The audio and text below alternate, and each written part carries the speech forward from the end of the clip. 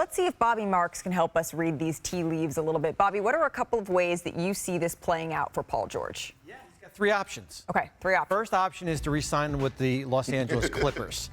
But that option's been there since last July. He's been extension eligible since last July 1st for 4 years, $221 million. There has not been a deal reached as of yet. We basically have about 9 days to get there. The second option is to go into free agency. And now here's what you're looking at. Certainly, here's your wild card team, right?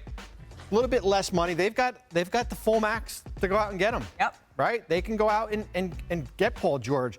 And then I think the third option certainly, can you force a trade?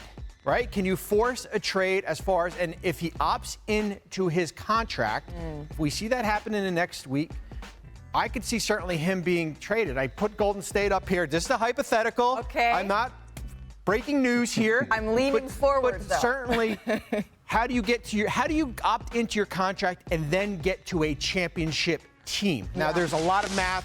We don't have enough time to do it on here. But that's what your goal would be if you opt into your contract. It's a lot easier than doing a sign and trade and then ask to be traded, similar to what Chris Paul did back in 2017 when he went to Houston in that trade here. But those are your three options. You resign with the Clippers, but on their terms. You go out and sign with a team like Philadelphia potentially, or you opt in and then ask to be traded. Well, since you brought up the Golden State Warriors, since you brought them up, let's turn our attention to someone that we know is set to hit the free agency market, and that is Klay Thompson. The four-time champion spent his entire career with Golden State, but he was moved to the bench late in the season for the first time since his rookie year. So Kendrick Perkins, there's so many tax implications, mumbo-jumbo here, but do you think the best course of action for the Warriors is to run it back with Klay, who is 34 years old, or to move on? To move on.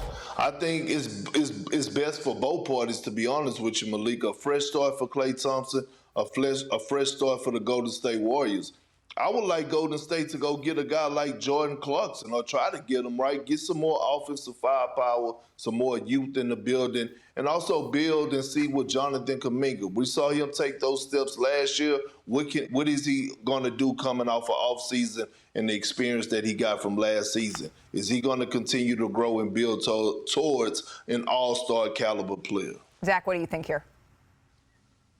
Y'all know me. I'm a romantic. I want to see these three guys, Steph, Klay, and Draymond, play together forever, run in circles around the court. But you know what? Of those three players, we know Steph's not going anywhere. Draymond is a pretty unique piece. He doesn't fit everywhere. Klay Thompson fits anywhere. And there would also